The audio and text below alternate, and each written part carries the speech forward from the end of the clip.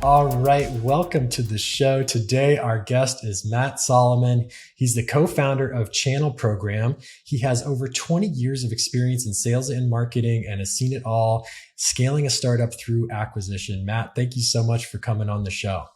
No, thank you, Andrew. I know we've been trying to do this for months, mostly on my end, that it's gotten prolonged. And I know you've had some of my friends and colleagues, past colleagues, and so I'm excited to be here. Yeah, me too. I'm glad you're here. And it wasn't all you. We got on one day and my internet just pooped out completely. And so it just wasn't meant to be at that point. So Matt, can you tell us a little bit about Channel Program for people that don't know what you're doing? Yeah, absolutely. So we built Channel Program to really sort of democratize, and it's a big word, the channel, give more voice to emerging vendors. And then on the flip side, so it's a two-sided marketplace. We've got the vendors and we've got the managed service providers, ISPs, and we wanted to give more voice to both sides of the community. There's a lot of consolidation going on in our industry, and but there's a lot of great new technologies, and we want to get visibility on both sides. We've brought in product reviews, so it's very specific to the channel, and then also we're pulling a lot of interesting data. So we're going to be coming out with a lot of interesting industry data reports on various product categories. So bringing a lot more transparency to our industry. I love that. That's really cool. I mean, it's been a problem for a while that the big players, they have all the money, they get all the attention, they can pull all the strings. So I think that's really cool. If a vendor, wants to get in touch with you or get started, where should they go check out Channel Program? I mean, they can just go to the website, channelprogram.com. But if they're just like, I've got to talk to this guy, just matt@channelprogram.com. You can just email me directly. Cool. Well, I think the perfect place for us to jump in today is if you are one of those new vendors, or maybe you've been around for a while, but you're not the $100 billion gorilla. Getting attention in the channel is hard.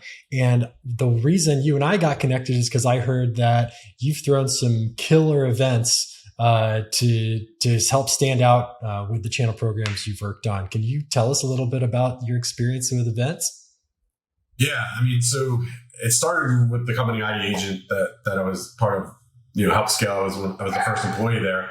And my role was I was the product evangelist. So I was at, I want to say 150 events, physical events, over a 2.5 year period, really across the world. And this is in a pre-COVID environment. So yeah, you were constantly having to come up with ideas on how to draw attention to yourself at the events. But then on the flip side, when COVID hit, it was, oh my gosh, like we're not at physical events. How do we draw attention to us now? Like, how do we get in front of an audience and do something different? And, one of the things I put together that I'm really proud of, and it was really like a life-changing experience for me. When COVID hit, it became very evident that everybody obviously was shifting to virtual, and the webinars were going to get boring very quickly. It was like the same, everybody, it was so, you think about how many vendors were putting out content, and it was just like, oh my God, this is going to be so boring. And so I was like, how can we do something different? And, at the time, I mean, now it's going to sound like it wasn't really that forward thinking maybe, but a lot of people weren't bringing in really big keynote speakers in a virtual environment. Like those are the people that were at physical events that you would see. And that's where I came up with the idea. I was like, my childhood hero growing up was Magic Johnson from the Los Angeles Lakers, who also happens to be have incredible business, life after basketball. And I was like, how cool would it be if I could get Magic Johnson to attend a virtual event of mine? And I was like, but it's going to cost me a lot of money, right? And I went in with the idea of, I'm not going to try to make money off of this. I'm just going to charge participating sponsors exactly what it's going to cost me to get Magic Johnson. And I was upfront and honest. I said, I'm not trying to make a dime off of this event. This is what's happening. And within 48 hours, I had 12 vendors on board. And I think maybe another 48 hours later, I had a signed contract with Magic Johnson. And we built out this real big thought leadership event centered around Magic as the keynote, where I was going to interview him. And then all the participating vendors we brought in as thought leaderships and put them on panels. So it was completely centered around giving back to the community. In fact, we were able to get a couple extra sponsors at the end where we then gave all the money back to the community. So I still didn't make money. So I was able to, I think we offered like $5,000 in cash and prizes. It was an amazing event. I think we had over 700 people there live, which is a pretty solid number, over 2,000 registrations. And it was a lead share event. So everybody walked away with, top of the funnel leads of, 2,000. And then, I can tell you personally, we ended up selling $1 million deal from a lead that came from that event.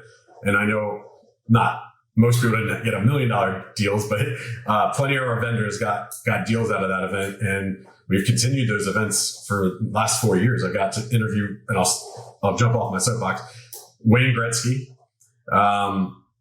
Gary Vaynerchuk, and then on November 1st coming up here, we're Damon John from the Shark Tank. Very, very cool. Well, I'm glad you're keeping it going. I'll be looking forward to that November event. So I guess we can just stop there. If you want to make $1 million, you get Magic Johnson, you get other people to pay for him to come. Don't worry about covering any other costs.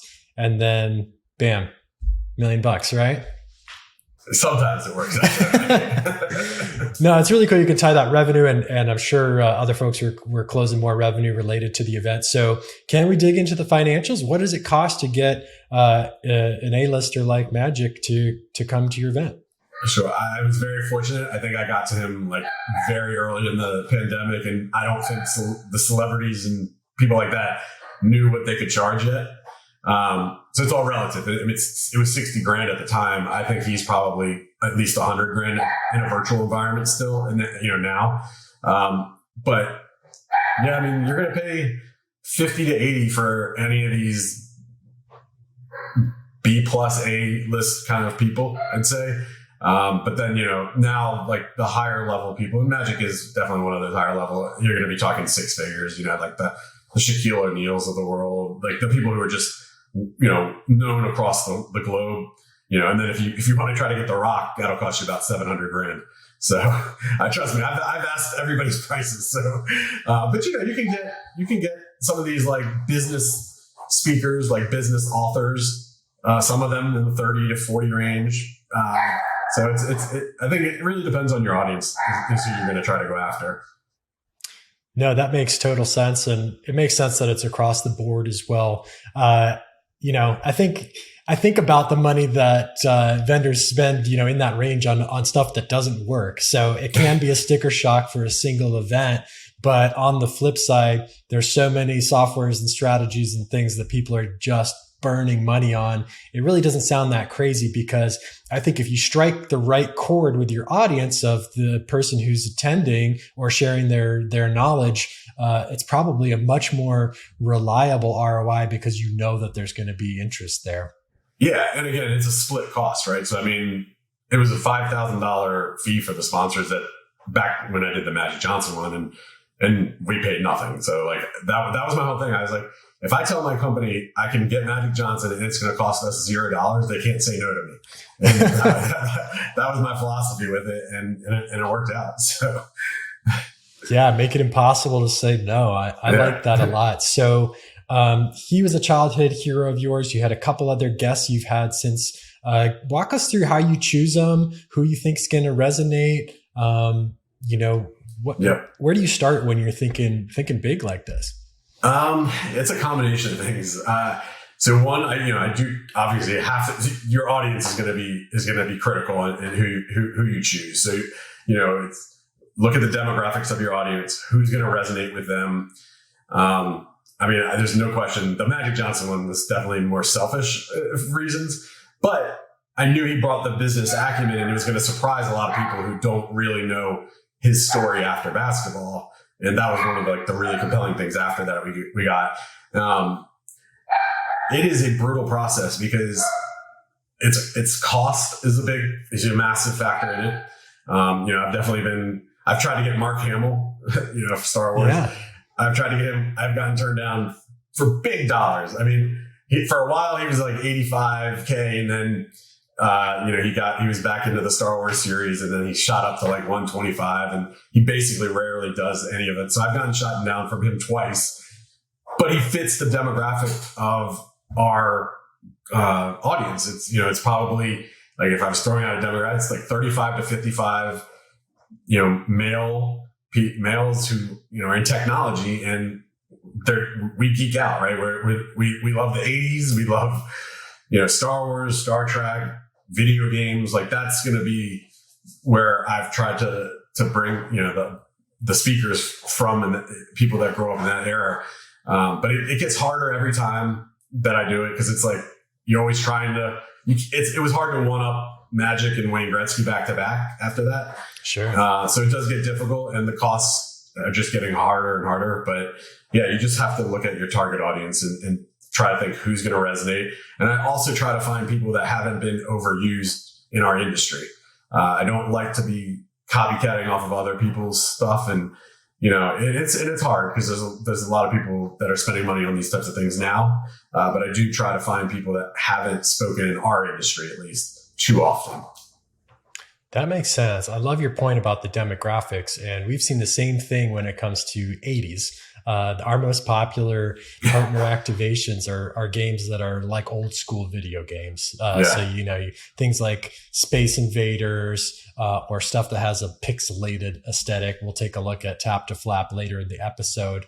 We were thinking of those things as general nostalgia, but I think you're right. I think is a demographic thing related to those old school games as well. So, that first example with Magic went really fast. You're talking about like a 72 hours, to the perfect event. Have the other events come together so quickly, or has there been kind of roadblocks in your exploration? Obviously, you talked about getting rejected. Let's talk a little bit about the things that can come up or might have stopped you, and how you worked around them. Yeah, so I would say the first two went without relatively easy in terms of getting on, because the goal wasn't to make any money, and was really to just get it done. As we moved into kind of the next evolution within channel program, now we're running a business, and so there's the business side, and my business partner says, well, you have to think like a businessman, owner now. And so, there are some costs we're trying to bake into it and to, build out the event. So yeah, there was definitely more challenges. And, as the price went up, the yeses didn't come quite as quickly. But, we were able to overcome that and, put on another great event. And, the second time it's gotten easier again, because we reproved the concept, I would say. But, the hurdles, some people on panels don't like the other person on a panel with them, ours are not, there could be competitors, and, there might be reasons they don't want to be on the same panel and things like that. So, placements on where's your panel? Is it before the VIP speaker or after the VIP speaker? It's so egos, I would say, is probably the hardest thing to balance, because, we're often getting the CEOs of companies on our panels. And so, people want the best spot, as they should, but there's only so many best spots. So we try to do the best we can, to draw in the audience, to keep them at the event. And, but yeah, I would say those have probably been the biggest challenges. Gotcha. No, that makes sense. So if somebody is taking, a secondary spot, what are the things you can offer them or help, soften the blow if they're not on main stage right before Magic Johnson? Yeah. So what we've done in the past is we've offered cash prizes, and they get exponentially bigger as the event goes on, and really holding a lot of the prizes towards the end of the event. So like, an example would be, if you stay through the first panel, we're going to do a live drawing for $250, $500 the next panel, $1,000, then $2,000. And oh, by the way, we're going to give out, for the Wayne Gretzky one, we bought like $10,000 in Wayne Gretzky signed memorabilia. And you had to be there live at the event. You had to stay through the event and be there live at the event, at the end of it, to be eligible for those prizes, which we were drawing live, via, it's called the Wheel of Names. And you just spin the wheel, and it picks people automatically. So that's how we overcome that. And generally everybody's been okay with it. It's worked out. It's never gotten very contentious. That's awesome. I mean, it sounds like you did it intuitively, but that escalation of prizes so important. Yep. Introduces like novelty for the next round, and rising stakes and rising energy, kind of riding that wave of engagement. Yep. We do that for weeks on end. Running a program over the course of weeks, but I'm sure the same principles apply for a day long event or a half day thing. Yeah. No, absolutely. That's really cool. So are all of these hybrid events, even though most people are going back to in person? Yes, they're not even hybrid. I mean, yeah, they're just virtual events. Okay. Yeah, so those have been, we were doing them once a year. Now, just because of the success and just demand, we're now moving into a quarterly version of it. And we're going to see how that goes and see how it plays out. Hopefully we continue to see success with it. Very cool. So tell us a little bit more about this one coming up in just a couple weeks. Yeah, so that one, we've got Damon John from the Shark Tank. There's Robert Herjavec probably fits our category the most. But to my point earlier, in the technology space, he's been used so many times in our space, and he's a great speaker. I love listening to him. But again, it's like who hasn't our industry heard from? And what's cool about Damon John, he calls himself the People's Shark. A lot of people know him from the Shark Tank, but if you know his background with FUBU and how he started that, I mean, his story should resonate with any business owner, any entrepreneur, because the definition of straight like hustling from the start, and it's just an incredible story. And just like his family supporting him, his mom took out and they didn't come from a lot of wealth. His mom took out $100,000 loan out of her mortgage to help him build FUBU, and it's just those that support, and then these little things that happened along the way where he's got this great story that I encourage people to listen to when at the event around LL Cool J wearing his gear during a Gap commercial without Gap realizing it. So Wow. It's a great story. He was wearing a FUBU hat, and it was one of those points in his journey where it just radically changed the trajectory of what he was building. So again, the event's built around him as the speaker, and then we've got 3 industry panels where we're bringing in thought leaders, several CEOs from the industry, talking about the main 3 topics around customer experience, security, and operations will be the 3 themes. I don't have the titles off the top of my head right now. No, look forward to it. So how long an event is it? That one's going to be about 3.5 hours. Yeah. So it's an investment in time, but again, it's purpose built around complete thought leadership. So any vendors who are participating, they're directed to, hey, this is not a pitch. This is about giving back to the industry. So tell me a little bit about the feedback you have got from vendors. Obviously, attendees are loving these. You're going to a quarterly cadence. Yeah. But the people who have bought in as sponsors, what has their feedback been, and has anything been surprising from that side of the equation? I don't know if anything's been too surprising. In general, I've only gotten positive feedback. Doesn't mean I won't ever get. I'm sure I'll get negative feedback at some point. Look, if you deliver the audience, it sort of fixes any problem, really. I think they enjoy it. What's cool, and I know you'll appreciate this from the marketing side, is when you get 12 to 15 vendors participating in a joint marketing effort, like a lead list share, that's top of the funnel, but everybody's promoting it. And so everybody's brand is getting promoted by 14 or 15 other companies.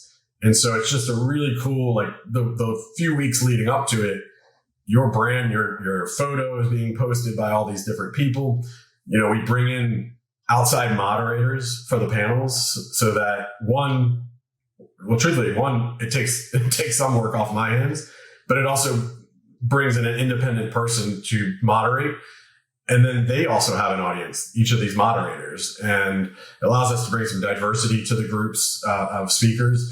And it's just really cool to see all these different people promoting their panel or the whole group or Damon John or whatever we give out a lot of the social graphics, the emails. So we try to make it as easy as possible. It's like marketing in a box for everybody that's participating. And it just works out really well. I mean, everybody gets, as much as we all want bottom of the funnel leads, that's, that's great. You do have to have a mix. You have to get those top of the funnel. You have to build your database. And these types of events have been great for our vendors to build those lists, including us. We're just as much a part of the system as they are. So I love the idea of third-party panel moderators. I mean, I was expecting you to say create a great sponsor and speaker experience, having the marketing in a box, which is really important, but also, you'd think it's table stakes, but it's not. A lot of people drop the ball on that. So make it easy for people to promote your event. But that's a surprising one, this neutral moderator. What other kind of secret sauce have you been hiding from us, Matt, in terms of that's just a really, I think, interesting and smart move. Is there anything else like that you think kind of sets your event apart? I mean, that might be it. I'm trying to think if there's any other secret sauce. The only other thing maybe that we would have done this back in the day. This was when I was more on the vendor side versus where we are today. One of the things we would do is we would have an event like this and say, like, look, the event's ended, but if you want to stick around, I'm going to do a demo of our product. And it is shocking how many people will stick around, even after 4 hours or whatever the thing is. And it was a great way to turn top of the funnel leads quickly into bottom of the funnel, because there was no pressure to stick around. They didn't have to. Right. I wasn't even giving them an extra reward. I just said, hey, if you're here, you want to stick around, this is what we're going to do. And if you don't, thank you so much for attending. And oftentimes, I mean, we would get like 40% of the people to stick around. So I would say that was one last kind of secret sauce to to that event when I was on the vendor side. No, that's a great tip, and not escalating the energy with another prize. I think there is, you've built some trust with the event. And so making it completely optional, I think, is the right move. So many times, people really could use your solution, need to know more about it, but we're just bombarded with so much bullshit that you have a guard up, right? And so, just taking the opportunity to share what you got when the guard is down, really adds value for everyone. And I think it's really smart that you just kind of tagged it on the end, not made it the crescendo of the experience, because you're not going to beat any of these speakers, right? Yeah, no, exactly. And the other thing I was just thinking about was, and this is really just a bonus, and maybe this is more for the person who is the one coordinating an event, if somebody else listening here does something like this, the benefits you get from the relationships you build from these events. And I don't mean the Magic Johnson relationship. I'm talking about the panelists, because, you spend time, you do a pre-panel discussion, and, going back to having those independent moderators, I tell them, look, I'm not here to be prescriptive. This is your panel. So I'll facilitate the meeting, but you and the 3 panelists can figure out what you all want to talk about. But I get to build the relationships with the vendors, who now on this side turn out to be my customers now. And then the moderators, I get to build relationships with industry leaders that maybe I wouldn't have, known before. And, there's 2 of them, or at least one of them that's participating in the upcoming one. Yeah, I didn't know her. I knew her name, but we've never spoken before. And now we had a chance to communicate. It turns out she happens to be a huge Daymond John fan. So it just worked out in that sense. But, now I get to build a new relationship with this person from a networking standpoint. And it's also really, I think, valuable when I'm able to, so one of the independent companies or industry leaders in our space is this group called CompTIA. And, they're purpose built to help the industry, they're industry advocates. And so I'm able to reach out to them and say, hey, is there somebody here, from your group that could participate? And it helps build our relationship, this channel program with CompTIA. And so, and that brings trust to our event when people see that kind of panelist or moderator. I'm so glad you said that. Those relationships are so important. And the cool thing is you don't even have to throw a banger of an event like this to start those relationships. Some of the best advice I got early in my career was just go volunteer at the event. Be the guy at the table, be the person introducing speakers, like just help out, because then all of a sudden you're in front of all these people and get to shake their hands and meet them and thank them and, build trust and a rapport with people that I couldn't in a million years cold call, especially as, a UX designer in my first year of, of pushing pixels around. Right. So I think just contributing to an event at any level is a great place to get started. If you were where I was, which is like, okay, I got a network and that sounds like hell. And how do you kind of hack the situation? That's one of those hacks where you can go help out, be very comfortable in the environment and still make a ton of great connections without feeling like you're running around pitching people. Absolutely. So Matt, you throw really cool events. I'm hoping I can tune in for this one in November because you've piqued my interest and I know I'll learn even more seeing how it goes down. But I would love to see if you can put up a respectable score on Tap to Flap. Are you ready to play a game? Yes. I don't know if I'll put up a respectable score, but I'll try. Well, we put together the leaderboard after 20 episodes of promising. We're finally there. The top score belongs to Tim Parkin. He's got 12, and it goes all the way down to the bottom. 1, 2, 3, 4, 5, 6 of our favorite guests got just a 1. So there's no pressure to perform. We really just appreciate you participating. I'm going to set a timer for a minute. I will start the timer in 3, 2, 1. All right, he's off. That's typical right there. Sorry, I guess I didn't refresh the score. That's okay. We'll keep track. All right, you got to 1. All right. Oh my God. Oh, so close. This is a very difficult game. It's so difficult and so addictive. And that's the reason. There we go. You got to 3. 30 seconds left. If you're still flapping at the end of the minute, we're just going to let you run it out. There you go. You're getting the feel for it. There you go. Did you get 4? I don't know. Nope, not quite. Oh, he's got the feel. There he goes. 6. 15 seconds left. Man. Now I'm going to take it to this game. That's how we get you. Dang. And that's why it works as a marketing touch point for us. All right, that's the end of your minute. Right, well, Matt, you got 6. Sorry. And that puts you, let's see, 1, 2, 3, 4, 5. You're tied for top 6 with James Shear and Tim Davidson. So congratulations. Did I beat Miles? And I think Amelia may have been on this too. So Amelia did. Yeah, you crushed both Amelia and Miles. Right, so well, you can. No surprise there, guys. So Matt, people could check you out at the channel program website. If people want to get in touch with you personally, where's the best place to reach out? Just on my LinkedIn. You just look up Matt Solomon channel program, and and if there's an MSP that's listening to this, we actually are still running $15 for every product review you do, up to 3 reviews. So you have an opportunity. It's give your opinion on products you're using, and we'll reward you for that. So that is awesome to know. We'll clip that one up for LinkedIn. But Matt, thanks so much for coming on the show. I hope we can connect after the next event. Awesome. Thanks for having me, Andrew.